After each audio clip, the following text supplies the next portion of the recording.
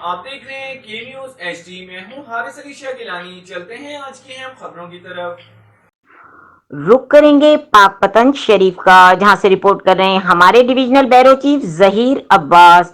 شہر فرید پر قبضہ مافیا کا راج، قبضہ گروپ نے حافظ قرآن شریف شہری کے پلاٹ پر قبضہ کر لیا.